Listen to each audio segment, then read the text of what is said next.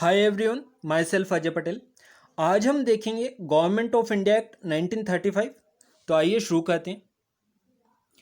तो अभी तक हमने जितने भी एक्ट देखे हैं उन सभी एक्ट्स में आपने ऑब्जर्व किया होगा कि कोई सा भी एक्ट तभी लाया जाता है जब या तो समय की मांग हो या पिछले एक्ट में कोई कमी रह गई हो, तो उस कमी को पूरा करने के लिए नए एक्ट को लाया जाता है। तो 1919 के गवर्नमेंट ऑफ इंडिया एक्ट में कुछ कमी रह गई थी।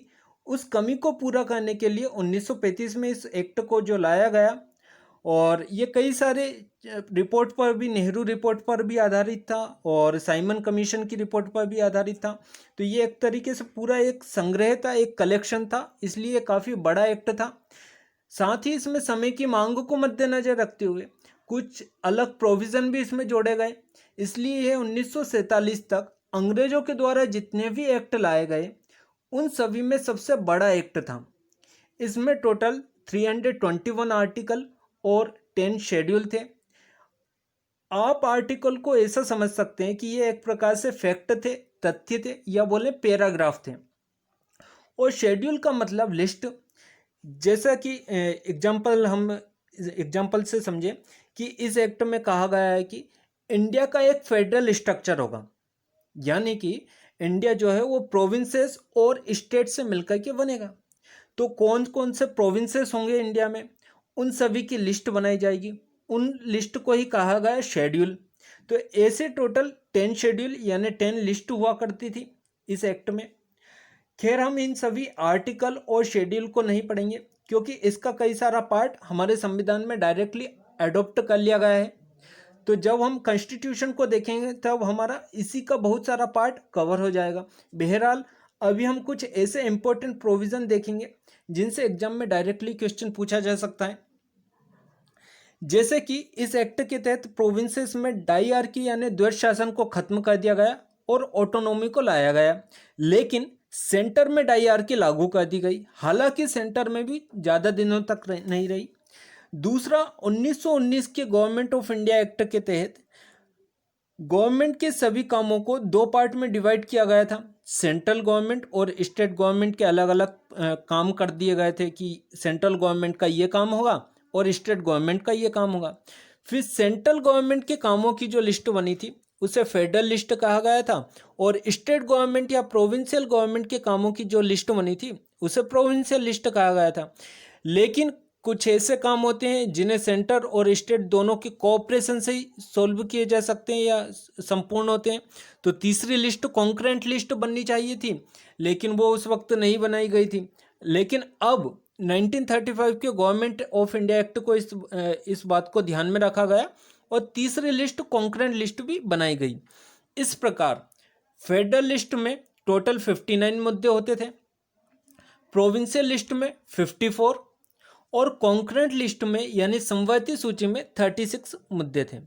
और साथ ही साथ इस बात को भी क्लियर किया गया कि अगर भविष्य में ऐसी कोई समस्या सामने आती है जिसके बारे में ना ही फेडरल लिस्ट में डिस्क्राइब है और ना ही प्रोविंशियल और ना ही कॉन्करेंट लिस्ट में डिस्क्राइब है, तो ऐसे समस्या पर कानून बनाने का अधिकार गवर्नर जनरल को होगा। और गवर्नर जनरल की इस पावर को रेसिजुअरी पावर कहा गया। ये काफ़ी महत्वपूर्ण है, याद रखिएगा, कई सारी एग्जाम में ये पूछा जा चुका है। तीसरा, जो 1919 के गवर्नमेंट ऑफ इंडिया एक्ट के तहत जो वोट देने का अधिकार था वो कुछ लोगों तक ही सीमित था, लेकिन इस एक्ट के तहत इसे बढ़ा दिया गया। चौथा, गवर्नमेंट ऑफ इंडिया एक्ट 1919 के तहत ब्यूरोक्रेट यानी नौकरशाही को सिलेक्ट करने के लिए फेडरल पब्लिक सर्विस कमीशन की स्थापना की गई थी। लेकिन प्रोविंसेस का क्या, प्रोविंसेस के बारे में कुछ डिस्क्राइब नहीं था। तो फिर इस एक्ट के तहत यानी 1935 के इस गवर्नमेंट ऑफ इंडिया एक्ट के तहत प्रोविंशियल पब्लिक सर्विस कमीशन और दो से अधिक छोटे छोटे प्रोविंसेस के लिए जॉइंट पब्लिक सर्विस कमीशन बनाने का भी प्रावधान किया गया। इसके अलावा इसमें जो सबसे हैरान करने वाली बात थी वो ये थी कि अगर जो अभी जो काउंसिल ऑफ स्टेट यानी जो राज्यसभा है, वो राज्यसभा के सभी सदस्यों को इनडायरेक्ट इलेक्शन यानी एमएलए के द्वारा चुना जाता है अभी, है ना। लेकिन 1935 के गवर्नमेंट ऑफ इंडिया एक्ट के तहत काउंसिल ऑफ स्टेट के मेंबर को डायरेक्ट इलेक्शन यानी पब्लिक चुनती थी। ये एक इसमें हैरान करने वाली बात थी। अभी इनडायरेक्ट इलेक्शन के थ्रू होता है, तब डायरेक्ट इलेक्शन के थ्रू होता था। और जो फेडरल असेंबली यानी लोकसभा के सदस्यों का चुनाव पब्लिक करती अभी, जबकि इस एक्ट के तहत फेडरल असेंबली के सदस्यों का चुनाव प्रोविंशियल लेजिस्लेचर असेंबली के सदस्य करते थे। ये उल्टा था, मतलब कि लोकसभा और राज्यसभा का ये दोनों अपोजिट थे। इलेक्शन की जो प्रोसेस थी वो डायरेक्ट इनडायरेक्ट ये अपोजिट थी। तो ये एक बहुत ही अजीब सा प्रोविज़न था इसमें। इसके अलावा फेडरल असेंबली के सदस्यों का कार्यकाल 5 साल था, अभी भी 5 साल ही है। और जो काउंसिल ऑफ स्टेट के सदस्यों का कार्यकाल अभी भी 6 साल का होता है, और तब भी 6 साल का ही होता था। लेकिन तब हर 3 साल में 1/3 मेंबर रिटायर होते थे काउंसिल ऑफ स्टेट के। ठीक है, पहले ट्राइनियल था, यानी हर 3 साल में 1/3 मेंबर रिटायर होते थे। अब हर 2 साल में 1/3 मेंबर रिटायर होते हैं। ये एक डिफरेंस है। ठीक है, इसके अलावा इसमें यह भी प्रोविज़न दिया गया कि अगर कोई प्रोविंस चाहे तो बाइकैमरल यानी द्वि सदन को अडॉप्ट कर सकती है। तो 11 में से 6 प्रोविंसेस ने द्वि सदन यानी बाइकैमरल को अडॉप्ट किया। उनमें से बंगाल, बॉम्बे, मद्रास, बिहार, असम और यूनाइटेड प्रोविंस ये थे। इन्होंने बाइकैमरल लेजिस्लेचर को अडॉप्ट किया। इसके अलावा फेडरल कोर्ट को भी इस्टेब्लिश किया गया, जिसमें प्रोविंशियल कोर्ट से यदि न्याय नहीं मिलता है किसी व्यक्ति को तो वो फेडरल कोर्ट में जा सकता है, फेडरल कोर्ट में गुहार लगा सकता है। हालांकि जो फेडरल कोर्ट थी वो सुप्रीम नहीं थी। फेडरल कोर्ट के ऊपर भी एक कोर्ट थी जो कि प्रिवी काउंसिल नाम से थी, ये लंदन में सिटिंग होती थी इसकी।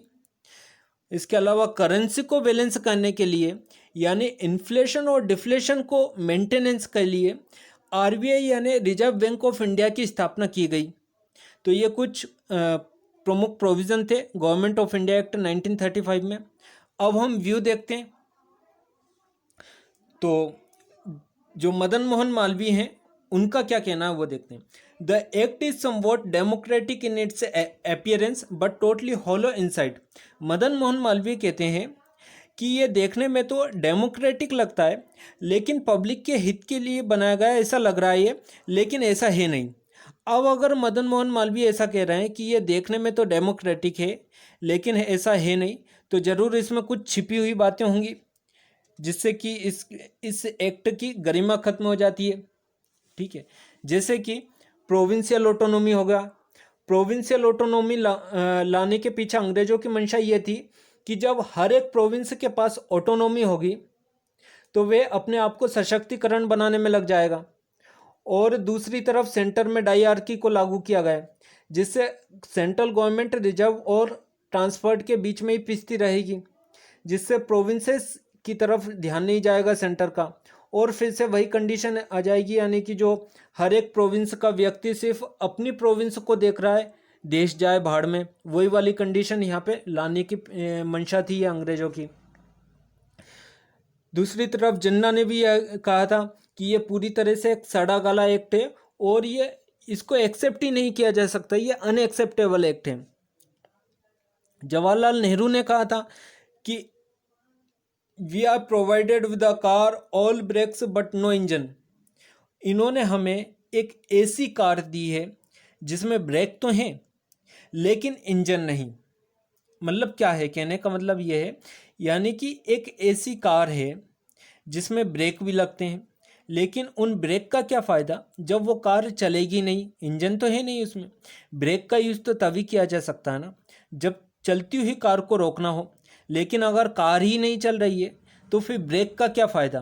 तो ये थे कुछ ऐसे इंडियन व्यू के जो निगेटिव व्यू थे ये, कि इस तरीके से देखते हैं, ये निगेटिवली देखते हैं इंडियंस इसको। और क्या ये वाकई में निगेटिवली देख रहे हैं, तो क्या ये वाकई में निगेटिव एक्ट था, ये हमें इसकी पुष्टि होती है इन्हीं के द्वारा। B.R. टॉमलिंसन ने कहा था, the process of constitutional advance in India is determined by the need to attract Indians to the राज।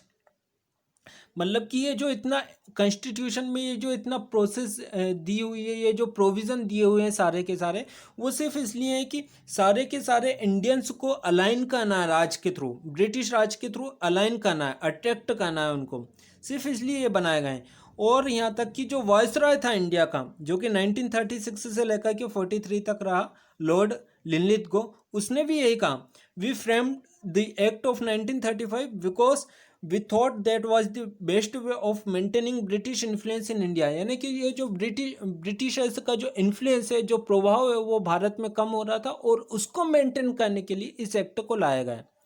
तो ये था government of India act 1935। Thank you for watching this video.